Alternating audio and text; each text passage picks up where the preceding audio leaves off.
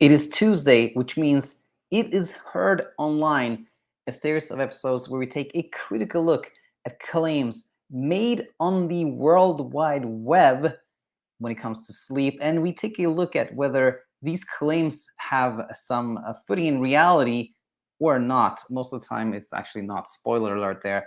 But anyways, today we're going to look at a study or an article rather or actually, something like it's actually an abstract. It's not actually full, like it's not a published study. It's an abstract, and we're going to look at a report of this abstract. It was submitted by somebody named Christelle. So Christelle, thank you. Anyway, so let's just jump in here and look at the title. So Christelle had found this online. It is published in HCP Live, which I think is something like for healthcare providers to stay, updated on, what happens in research, something like that. I think is the purpose of this website. Anyways, the title here is Suboptimal Sleep Linked to Greater Likelihood of Heart Disease. And in terms of the triggerometer, how triggering is this headline? I would say it's actually fairly objective. Like, it talks about a link and greater likelihood. And so I think the title is fairly objective, but it's still kind of triggering. Let's give it a 2 on the triggerometer. It's recent, it's from August 26, 2022. And this is I think this is the lead scientist who did the abstract that this talks about. An abstract, by the way, if you don't know what that is, not familiar with the term, it is like when you have kind of preliminary results that you present in a poster form or an oral presentation at some kind of conference, and typically you will later on like publish that as a complete study, something like that. But anyway, this is an abstract, so this is not actually a published study. But the what we find here, this website reports the following: the risk of coronary heart disease and stroke decreased by 22% for every 1-point rise in the sleep score at baseline. Now, when you read this, it sounds kind of like, wow, that seems huge. 22% decrease in risk for just 1-point rise. So if we just sleep a little bit better, decreases this risk by 22%. That sounds like it actually sounds like, you immediately get the sense that, can they really back this claim up? Let's keep reading. New findings suggest suboptimal sleep was associated with a higher likelihood of heart disease and stroke, with a higher healthy sleep score linked to lower risk.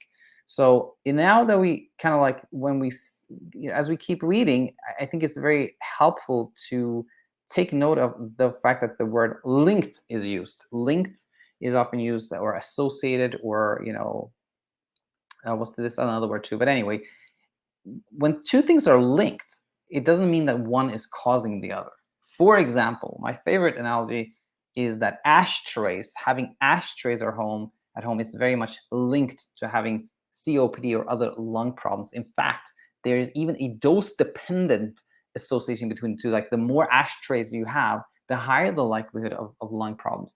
Now, when you see that, you may think, oh, okay, that's the problem. I got to get rid of all my ashtrays. But in reality, ashtrays do not cause any lung problems. It is rather smoking that does. And we see this so often when it comes to studies like this one, that there's a link between like short sleep or long sleep and something. But of course, it's not that causes the something. There's other things in between. And we'll, I think we're very much seeing this here too. So anyway, let's keep reading. Data suggests 9 in 10 patients do not get a good night's sleep. And that is like, wow, okay, what are they talking about here? 9 patients? Or have they done some type of study in people that are hospitalized? And 9 in 10 do not get a good night's sleep. That sounds like a very high number. On the flip side, like, who sleeps well when they're in a hospital? So really unsure what they mean here, what they talk about there. But anyway, data suggests 9 in 10 patients do not get a good night's sleep. Okay, with investigators estimating that 7 in 10 of these cardiovascular conditions could be prevented with proper sleep. And first of all, it's like, what are they talking about? What are these cardiovascular conditions? Well, I guess they're referring back to heart disease and stroke, okay? So they're saying that 7 to 10, I don't know exactly what they mean, of these cardiovascular conditions. So are they saying that out of 10 people who have had a stroke or or have some type of heart disease, in 10 of these people, 7 of them wouldn't have it if they were just sleeping better. That sounds like completely outlandish. That sounds like completely like, I don't know what to say. How, that is an extremely, extremely strong, statement. And you wonder again, like, how do they back that up? Like, how do they back that up? Okay, so let's keep reading. Our study illustrates the potential for sleeping well to preserve heart health. And already, like, the language is completely different. Here it says, illustrates the potential. And like, it's a complete like 180 from this could be prevented with proper sleep. So already it's like super confusing. All right. Our illustrated the potential for sleeping well to preserve heart health and suggests, again, this kind of like soft wording, like maybe, maybe not. It suggests that, perhaps, suggests. So again, like very confusing, very contradictory. Suggests that improving sleep is linked with lower risk of coronary heart disease and stroke, said lead study author Abubakari Nambiema, PhD, MPH in SERM. I don't know what this uh, title is, but anyways. We also found that the vast majority of people have sleep difficulties. Given that cardiovascular disease is the top cause of death worldwide, greater awareness is needed on the importance of good sleep for maintaining a healthy heart. I don't know, it's one of those, like, I don't know, to laugh or cry here. Okay, you say that, okay, cardiovascular disease is a top cause of death worldwide. Okay, that's one claim you make. And then you also make the claim that the vast majority of people in the world have difficulty sleeping. Okay, so naturally, then you jump to the conclusion that if all people just slept well, then all the top reason that we have death in the world would also disappear. I think huge. That's that claim is just so enormous. So let's see what the data they have. Okay, the data was presented at the European Society of Cardiology in Barcelona very recently, I guess, 2022. Here they say most studies investigating the association between sleep habits and cardiovascular disease have focused on a single dimension, such as sleep duration and sleep apnea, and often measure sleep at baseline only. So, I think this is true that most studies in this area, they look at, like, okay, is there a link between how much we sleep and heart problems, right? And I think the thing is that there's no smoking gun. There's been many, many, many studies, and they haven't found anything. In fact, kind of the only association that seems pretty robust and comes up again and again is people who estimate sleeping more than 8 hours. That particular people who estimate sleeping like 9 or 10 hours, they do have a higher association of cardiovascular disease. And you don't see that link at all as strong for people who report sleeping like 5 hours or less than 6 hours. This is conveniently overlooked. And I want to point out that I believe very much that it doesn't mean that people who sleep 9 or 10 hours or estimate sleeping that much, that sleeping a lot causes them to have health problems. Rather, it is when we have health issues, we can become tired and we sleep a lot, or we can have trouble sleeping. So health issues can, of course, impact our sleep. Not surprising at all, anyway. But my point here is that, yes, these single dimensions such as sleep duration, sleep apnea, that have been studied and nothing has been found. So what are people going to do? Well, they have to figure out some composite factor, like, you combine a lot of things and create this number, and maybe this number now will show something new. Like, I think that's where things are going. So anyway, Nambiema and colleagues examined the association between the baseline sleep score and changes over time in the sleep score and incident cardiovascular disease. So now they can create their own score, which you can, of course, play around with and see what you find. This study included 7,200 participants from the observational community-based prospective Paris prospective study 3. Investigators recruited men and women aged 50 to 75 that didn't have any cardiovascular disease between 2008 and 2011. Okay, so they recruited over 3 years. Each had undergone a standard physical exam and standard biological test, and were required to provide information on lifestyle, personal and family medical history, medication use, etc. The sleep habits of participants were self-reported, so that always is that's pretty much always is the case. I just say when it comes to studies, it's self-reported, which automatically puts in some question like the validity, because we are notoriously not very accurate when it comes to actually estimating how much we sleep. So keep in mind that. So this is self-reported questionnaires at baseline and 2 follow-up visits. The sleep dimensions were assigned a single point if optimal and 0 point otherwise. Okay, so investigators computed a health sleep score ranging from 0 to 5 and reflected the number of optimal sleep dimensions. Okay, so I guess they have 5 dimensions and the top score can be 5. The dimensions included early chronotype. So chronotype is basically if you are if you prefer being kind of if you're a night owl or an early bird, right? And I guess they have just decided that the ideal chronotype is, I guess, an early chronotype. That's ideal. So that gives you 1, and if you're late, it's late owl, that gives you 0, I guess. Sleep duration of 7 to 8 hours per day. That was like ideal. Okay, I guess anything out of that gave you 0. Never or rarely insomnia, no sleep apnea, and no frequent excessive daytime sleepiness. So all these were kind of like, I think, either you're like perfect or you were terrible.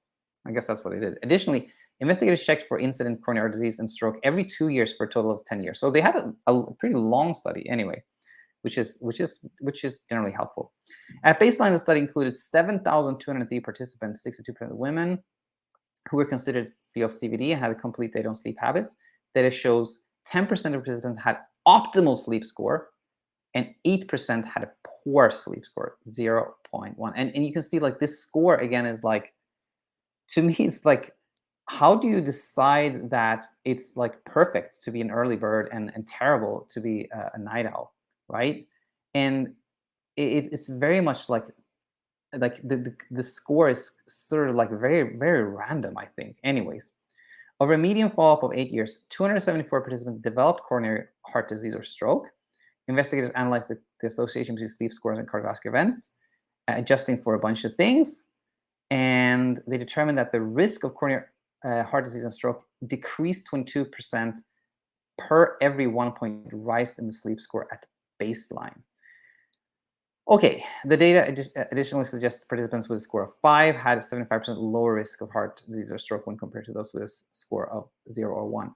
So they're basically saying that if you start like having insomnia and you start having sleep apnea and you start becoming sleepy during the day, well, then this means that your sleep is no good and this is going to lead you to have heart problems. Instead of saying, okay, if you're starting to have health problems, that can give you trouble sleeping, aka insomnia. You may have gained weight and you get sleep apnea. You may have become like, due to your deterioration in health, you are becoming more sleepy.